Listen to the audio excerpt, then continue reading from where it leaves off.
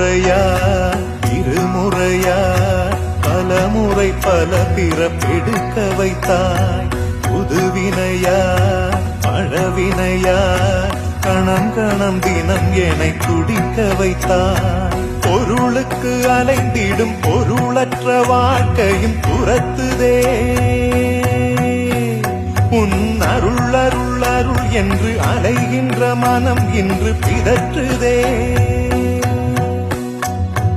அருள் விழியால் நோக்குவாய், மலர்பதத்தால் தாங்குவாய்.